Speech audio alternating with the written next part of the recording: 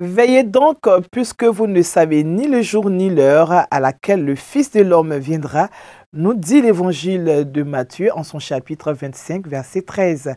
C'est donc avec cette invitation à la prière et en toutes circonstances que je vous retrouve pour cette nouvelle édition de l'information sur Espérance TV. Shalom à tous. L'Église méthodiste de Côte d'Ivoire est solidaire des populations impactées par les casses d'Ayamé village. Une délégation conduite par le très révérend pasteur Isaac Boudji, secrétaire de la conférence, a, au nom du bishop Benjamin Bouni et toute l'Église, rendu une visite de compassion à la chefferie du dit village ce vendredi 23 août 2024. Des vivres et non-vivres ont été remis à cette occasion en guise de soutien aux sinistrés, une action qui s'inscrit dans le cadre de la vision humanitaire de l'Église méthodiste de Côte d'Ivoire. Parlons enseignement supérieur avec le révérend pasteur Cès Melchisedek, qui est désormais docteur en philosophie. L'humanisme kantien à l'épreuve de l'éthique de la communication, c'est sur ce thème qu'ont porté les travaux de réflexion de ce serviteur de Dieu dont la soutenance a eu lieu à l'université Alassane Ouattara de Bouaké. Emmanuel Abalé nous en dit plus. C'est l'enceinte de la chaire UNESCO de l'université Alassane Ouattara de Bouaké qui a accueilli ce mardi 30 juillet 2024 la soutenance de thèse unique de doctorat en philosophie du révérend pasteur Cès Lat Honoré Melchisedek Meknes, pasteur principal du temple John Wesley de la Riviera Palmeraie. Le révérend pasteur, dans cette posture d'universitaire, a défendu la thèse suivante: l'humanisme kantien à l'épreuve de l'éthique de la communication. Gift qui veut dire don en anglais, mais qui en allemand veut dire poison. C'est donc dire que les dons ou les prêts que les grandes puissances font aux pays africains, surtout aux pays du tiers-monde, au lieu d'être bénéfiques, ne sont que des cadeaux empoisonnés. Et nous allons constater que ces États seront des États endettés, voire surendettés. Donc on tue ces États en pensant les sauver et du coup on les place sous sa propre domination. Pendant plus de 2 heures, l'impétrant du jour a été auditionné avec minutie devant un éminent jury présidé par le professeur Savadogo Mahamadé, professeur titulaire de philosophie de l'université Kizerbo du Burkina Faso, présent par visioconférence, et par les professeurs titulaires Poamé Lazare Marcelin et Kwasi Yao Edmond, professeur titulaire à l'université Alassane Ouattara de Bouaké, et le maître de conférence Eric Kofi. Je pense que vous avez compris l'esprit de la philosophie de l'école de Francfort, l'esprit même de la philosophie allemande.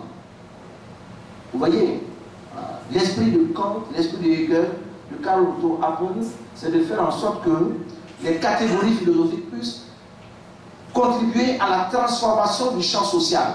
La démarche argumentée par l'académicien Cès Melchisedek Honoré a permis de redéfinir et de consolider son thème adapté à notre époque. Cette exigence de moralisation que nous a légué la pensée kantienne, l'a-t-il souligné, a été fort appréciée par le jury qui lui a attribué la mention très honorable avec félicitations du jury. L'ensemble du jury l'a vêtu dans ses nouveaux apparats de docteur.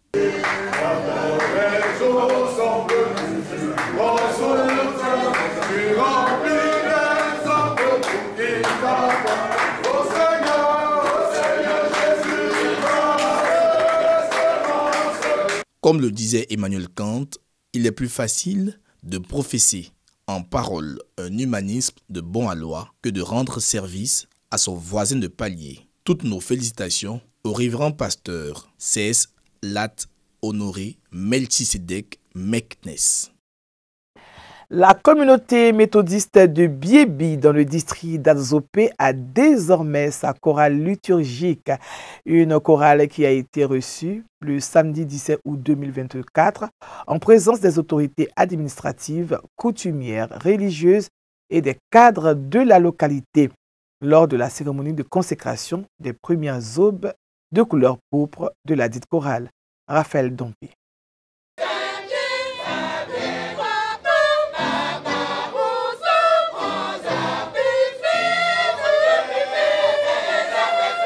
La louange fait partie intégrante du culte liturgique dans l'église méthodiste de Côte d'Ivoire. C'est à juste titre que la chorale liturgique de Biébi a été officiellement présentée au peuple de Dieu.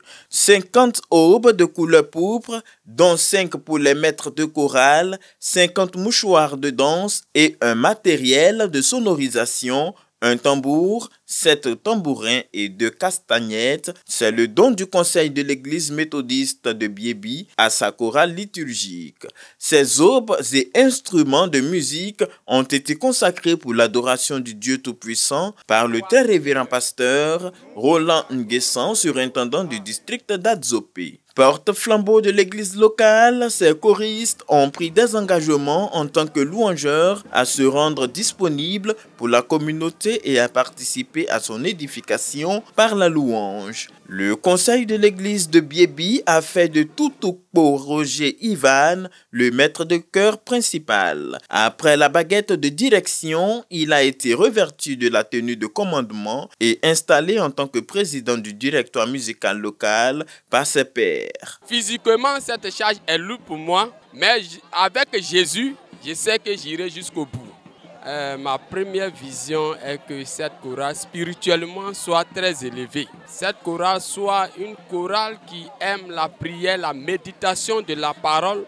Ensuite, la louange va suivre. Officiant ce culte de réception de chorale et de dédicace d'eau pourpre, le révérend pasteur Roger Atiwa a donné le message pour la circonstance. Le serviteur inutile, tel est le thème porté par l'orateur. Nous sommes au service de Dieu. Et étant au service de Dieu, nous ne devons rien attendre de la part de Dieu. C'est Dieu seul qui saura nous récompenser au moment opportun. Ce que Dieu attend de nous, c'est le devoir, c'est le service. Et notre finalité, c'est dans le ciel, le service par la louange. C'est Dieu qui nous donne de la valeur, nous donne les talents et les capacités de pouvoir assumer la tâche comme se doit, de faire des exploits. Pour le surintendant, la naissance de la chorale liturgique Philadelphie de Biébi est un moyen d'évangélisation au regard des participants à la cérémonie. Nous bénissons vraiment le nom du Seigneur, lui qui, par pure grâce, a utilisé cette église pour que aujourd'hui nous puissions voir la naissance de cette chorale. Cette année, nous devons évangéliser beaucoup. À travers ces genres de cérémonies, nous avons toujours des gens qui se donnent au Seigneur, qui sont baptisés, qui sont reçus à la Sainte Seine et qui permettent à l'Église d'avancer. D'importants dons ont été faits aussi bien à la chorale qu'à l'église locale pour relever le défi de la rénovation du temple.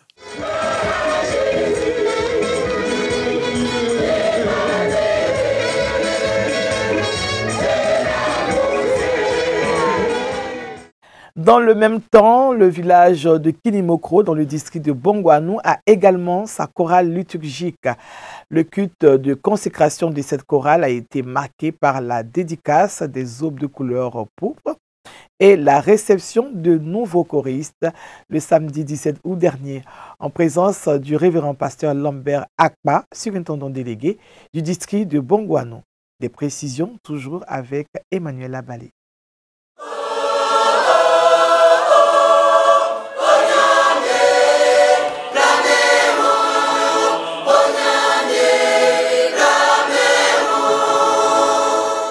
Voici ceux et celles qui, dans la communauté méthodiste de Kinimokro, ont reçu la vocation du Seigneur, chacun et chacune, selon son charisme et sa voix, afin de se constituer en chorale pour chanter à son honneur et à sa gloire. La cérémonie officielle de consécration de cette chorale a été marquée par des actes liturgiques, dédicaces d'aube pourpre par le très révérend docteur André Cassi, fils de la région, dialogue liturgique pour permettre aux choristes de répondre aux questions de leur engagement, port des aubes par la chorale marraine Immense Grâce de Gonzagueville, réception et installation des louangeurs dans leur charge de leur vocation de choristes au sein de la communauté. C'est donc à un véritable sacerdoce que vous êtes appelés pour faire valoir en vue de l'édification commune les dons de voix et de vos talents divers en matière de musique et de louange. On va vous appeler pour venir chanter. Vous allez dire que non,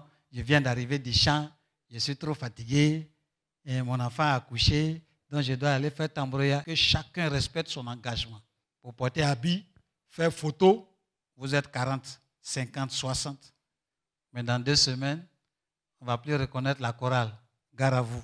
Sur rapport du directoire musical du district de Bongouanou, le conseil de Kinimokro a désigné Ebrin Denos comme maître principal de cette chorale. La présidente de la chorale, Philomène Akessé Adjoa, a également été présentée à ce culte solennel. Culte dont la prédication a été faite par le révérend pasteur Antoine Yapo, en charge du circuit de Ngué-Sankro. Son message a porté sur le thème « Suivre Jésus ». Le Seigneur veut nous interpeller sur les difficultés qui nous attendent.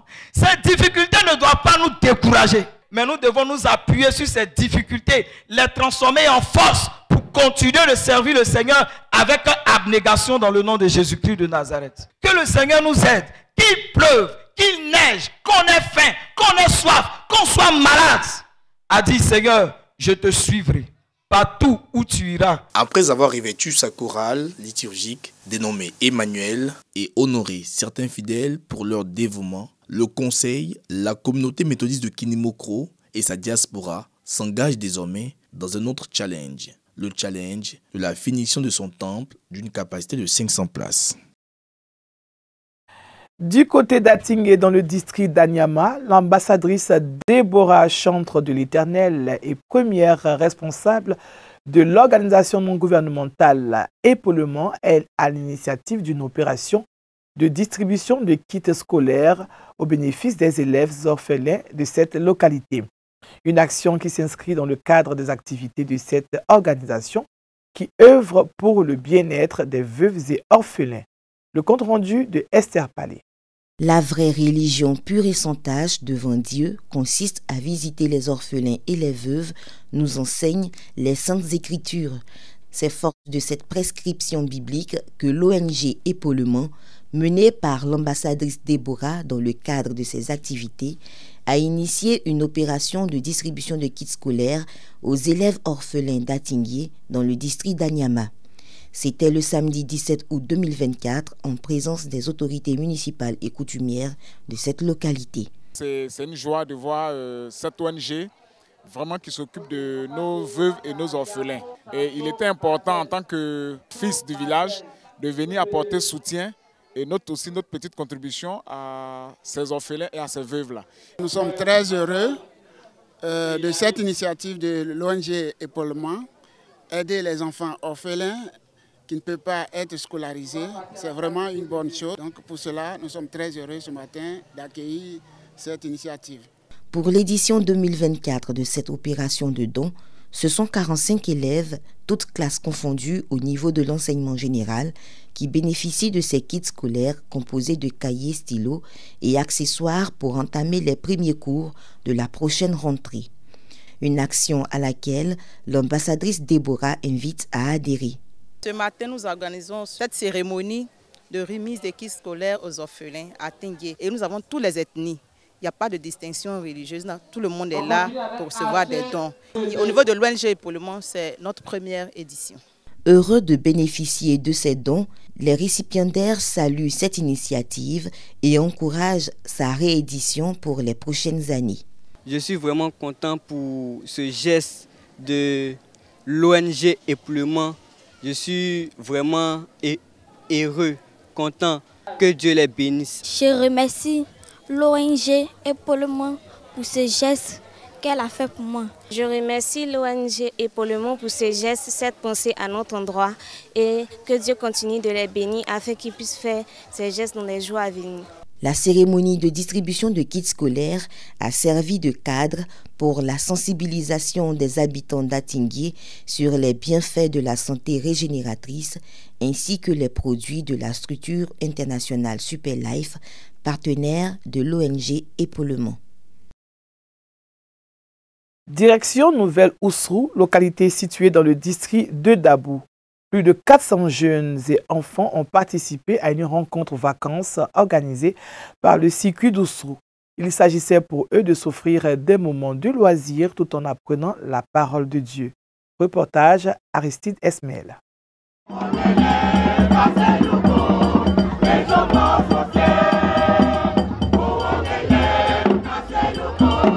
Joie de vivre, communion fraternelle et réjouissance ont été les maîtres mots qui ont prédominé la rencontre vacances initiée par le circuit de Osrou les 16, 17 et 18 août 2024 à Nouvelle-Osrou dans le district de Dabou. Aouya, Ondoumikro, Youlil, Lopou, Nouvelle-Osrou, Ancien Osrou, Opoyou. Ce sont environ 400 jeunes issus de ces différents villages qui ont participé à des sketchs, des récits en langue et ont mimé des fêtes culturelles en pays Adjoukrou. Une activité qui est à sa 3e édition et qui vise à prôner le vivre ensemble, surtout à transmettre aux jeunes générations les valeurs traditionnelles. Connaître le Seigneur dès le bas âge est une très bonne chose. Aujourd'hui, l'affluence des jeunes dans l'église va apporter un développement au sein de nos villages parce que ça va amener des jeunes à croire en Dieu. C'est la grâce de Dieu. Aujourd'hui dans le village, nous bénissons le Seigneur avec cette grande rencontre de la jeunesse. C'est un rendez-vous, un grand rendez-vous vraiment important. Au-delà, c'est l'évangélisation. Ces 3 jours de festivités se sont soldés par la confirmation et le baptême des jeunes membres méthodistes de la communauté du circuit d'Osrou. Une cérémonie tenue en présence d'autorités ecclésiastiques et de cadres de la localité. C'est un moment important pour les jeunes de l'église méthodiste. Ça leur permet une cohésion, ça leur permet de se rencontrer, de prier ensemble et de préparer la rentrée universitaire 2024-2025. Le but, c'est de rassembler la jeunesse et l'école de dimanche de notre circuit pour que les enfants soient instruits et aussi une occasion de se retrouver, de partager ensemble la parole de Dieu. Pendant cette période de rencontres vacances, il fallait entrer dans la culture Adjoukrou avec les faits de société. Cible de ce temps de communion fraternelle, les jeunes méthodistes de la localité ont manifesté le désir d'apprendre davantage sur leurs us et coutumes, non sans être premièrement les ambassadeurs de Christ. Nous avons effectué des activités telles que le dédiable, le récit biblique de chaque village. Et vraiment ces activités m'ont permis d'apprendre et de découvrir plusieurs choses. Je suis vraiment très heureux d'avoir pu participer à ma première prise de communion. Cela me choisit de pouvoir vraiment œuvrer pour Dieu. La 4e édition de Rencontres Vacances, activité phare de ces périodes de vacances scolaires, est prévue en 2025 dans le village de Lopou. Dans le cadre de la semaine méthodiste de l'évangélisation célébrée la semaine dernière, la structure internationale Faith Praise, qui regroupe plusieurs chorales, a clôturé ses activités par un concert de louanges le dimanche 18 août 2024 au temple Bethel d'Abobo Baoulé, et ce en présence de plusieurs pasteurs et laïcs de l'église. Raphaël Dompé.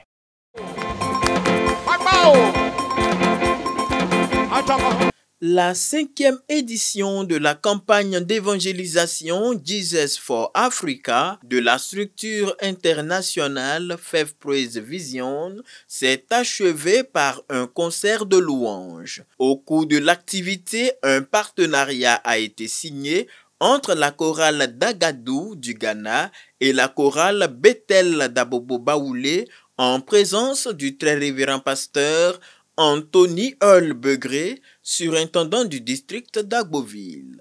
Au cœur de ce partenariat, des programmes communs d'évangélisation dans les lieux publics, des relations culturelles et d'affaires entre les deux communautés. 6 chorales Miséricorde divine du Bénin, Aloté Papoé et d'Agadou du Ghana, les 3 chorales méthodistes ivoiriennes, à savoir Israël d'Avagou, le Jourdain de Marcory et la chorale Bethel d'Abobo Baoulé, ont gratifié le peuple de Dieu par des mélodies inspirées des Saintes Écritures.